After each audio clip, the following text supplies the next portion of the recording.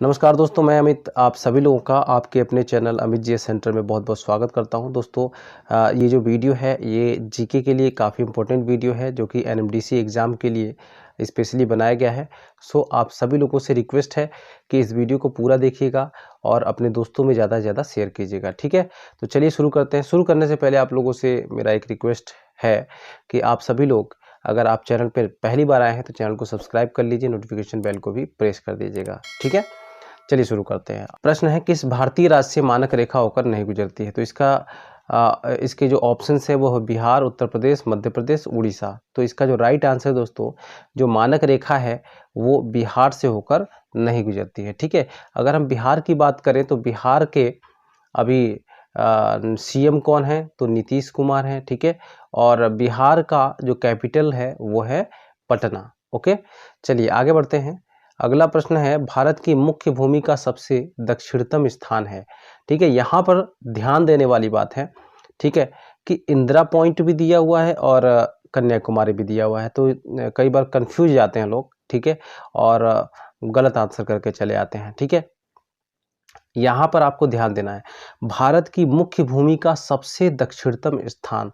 तो भारत की मुख्य भूमि जो है वो उसका बताना है, ठीक है। उसमें जो सबसे दक्षिणतम स्थान है वो कौन सा स्थान है? तो सबसे दक्षिणतम स्थान जो है वो कन्याकुमारी है, ठीक है। क्या है? कन्याकुमारी। और अगर बात की जाए कि भारत का सबसे दक्षिणी स्थान, ठीक है, तो भारत का सबसे दक्षिणी स्थान जो है वो इंदिरा पॉइंट है, जो कि कहाँ पर स्थित है? तो वो ग्रेट निकोबार द्वीप पर स्थित है, ठीक है। तो अगर इस तरीके से आए कि भारत का सबसे दक्षिणतम स्थान तो इंदिरा पॉइंट होगा, और भारत की मुख्य भूमि का सबसे दक्षिणतम स्थान अगर आए तो कन्याकुमारी होगा, ठीक है। आगे बढ़ते हैं। अगला प्रश्न है, भारत का सबसे उत्तरतम केंद्र शासित राज्य कौन सा है? ठीक है, तो सबसे उत्तरी भाग में, ठीक है, जो केंद्र शासित राज्य है वो है लद्दाख, ठीक है। क्या है? लद्दाख इसका राइट आंसर है। ओके, इसकी राजधानी जो है वो है लेह, ठीक है। अब ये देखिए, इससे पहले तो कश्मीर हुआ करता था, लेकिन अभी क्या हो गया है, ये लद्दाख जो है, क्योंकि कश्मीर से अलग हुआ तो लद्दाख एक अलग राज्य बन गया, ठीक है। तो इसलिए भारत का सबसे उत्तरतम केंद्र शासित राज्य बन गया है। ओके, आगे बढ़ते हैं। अगला प्रश्न है, नेपाल जो भारत का पड़ोसी देश है, भारत के कौन से राज्यों को स्पर्श करता है? ठीक है, तो नेपाल जो है भारत के कौन से राज्यों को स्पर्श करता है? ठीक है, तो इसका जो राइट आंसर है दोस्तों, उत्तर प्रदेश, बिहार और उत्तराखंड, ठीक है। उत्तर प्रदेश, बिहार और उत्तराखंड, यहाँ पे जिन ऑप्शंस को दिया है इसमें ऑप्शन नंबर 3 जो है वो बिल्कुल करेक्ट है, ठीक है। उत्तर प्रदेश, बिहार और उत्तराखंड राज्यों की सीमाओं को स्पर्श करता है, ठीक है। नेपाल की राजधानी क्या है? तो काठमांडू है। ओके, चलिए आगे बढ़ते हैं। अगर यहाँ पे हम बात करें उत्तर प्रदेश की, ठीक है, तो उत्तर प्रदेश की राजधानी आपको पता है लखनऊ है। मुख्यमंत्री कौन है? तो योगी आदित्यनाथ हैं। बिहार की राजधानी पटना है, ठीक है। उत्तराखंड की राजधानी क्या है? तो देहरादून है, ठीक है। और गैरसैंण भी है, ठीक है। दोनों राजधानियां हैं, ठीक है। और मुख्यमंत्री कौन है? तो मुख्यमंत्री पुष्कर सिंह धामी हैं, ठीक है। और अगर बिहार के मुख्यमंत्री की बात करें तो नीतीश कुमार हैं। आगे बढ़ते हैं। भारत की सबसे लंबी स्थलीय सीमा किस देश के साथ संलग्न है? ठीक है, तो भारत की सबसे लंबी स्थलीय सीमा जो है वो बांग्लादेश के साथ संलग्न है, ठीक है।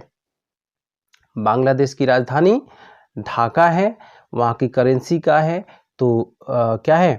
टका है, ठीक है। वहाँ के प्रधानमंत्री कौन है? तो शेख हसीना है। आगे बढ़ते हैं। अगला प्रश्न, भारत का कौन सा क्षेत्र खनिज संसाधनों की दृष्टि से निर्धन है?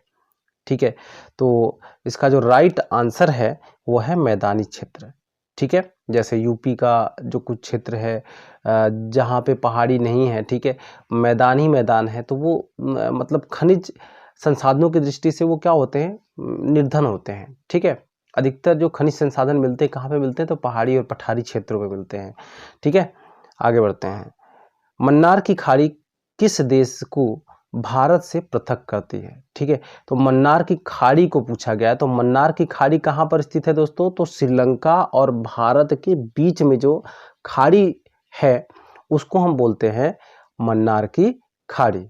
ठीक है, तो श्रीलंका और भारत देश को ये क्या करती है? पृथक करती है। ठीक है, तो यहाँ पे श्रीलंका जो है करेक्ट आंसर हो जाएगा। ओके, चलिए आगे बढ़ते हैं। भारत की रूर नदी के नाम से प्रसिद्ध नदी है। ऑप्शन है दामोदर नदी, स्वर्णरेखा, बराकर नदी और महानदी।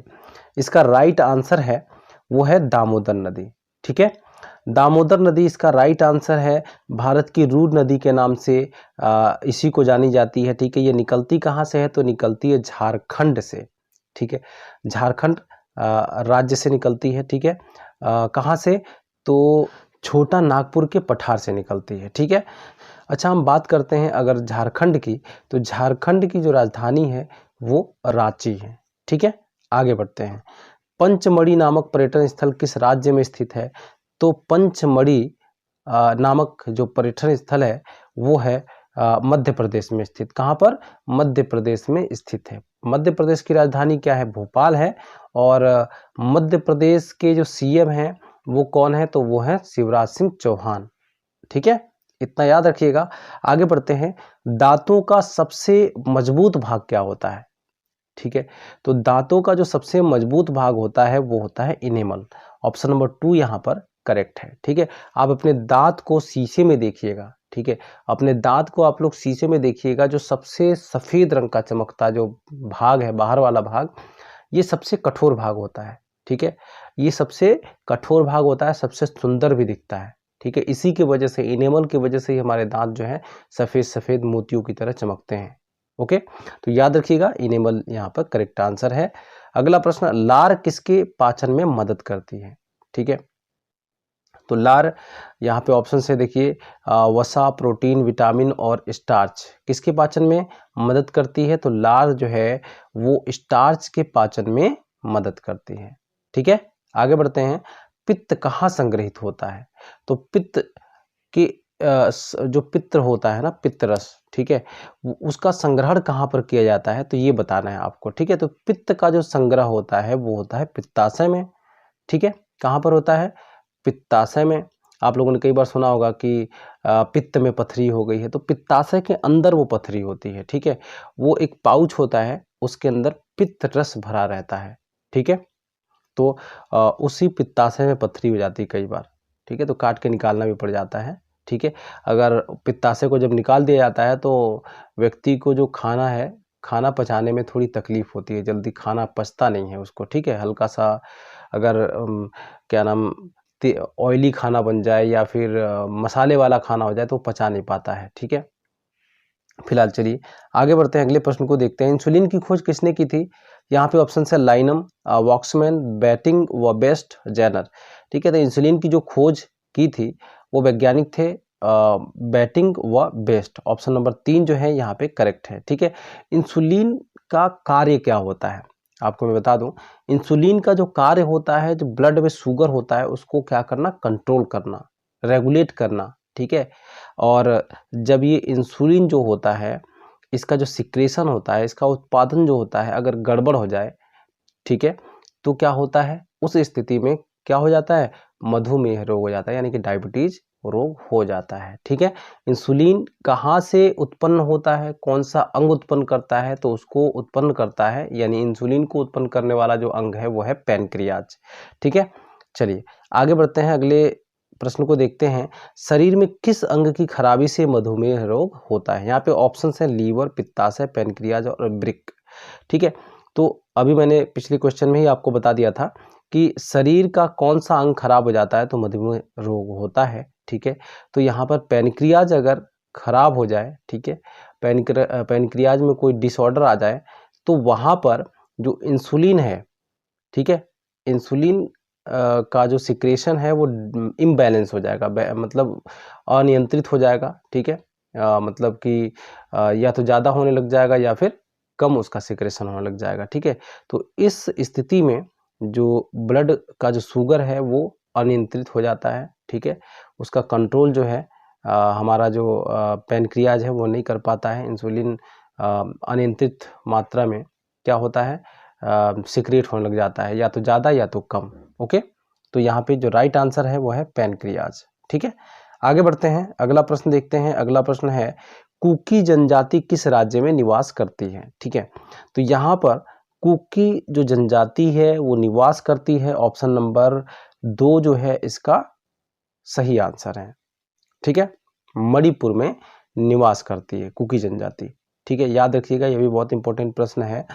कुकी जनजाति किस राज्य में निवास करती है, तो मणिपुर में निवास करती है। ठीक है, तो आज की वीडियो में बस इतना ही। आई होप कि आप सभी लोगों को ये वीडियो पसंद आई होगी। वीडियो पसंद आई तो वीडियो को लाइक करना मत भूलिएगा, वीडियो को शेयर करना मत भूलिएगा। ठीक है, एनएमडीसी से संबंधित और भी वीडियोस को पाने के लिए आप हमारे वीडियो के चैनल प्लेलिस्ट में चले जाइए, वहाँ पे आप लोग एक सीरीज में सारे वीडियोज को देख सकते हैं। ठीक है, तो प्लेलिस्ट में जाकर उस वीडियो को, बाकी वीडियो को भी देखना मत भूलिएगा। तो मिलते हैं अगले वीडियो में, तब तक के लिए बाय बाय, टेक केयर।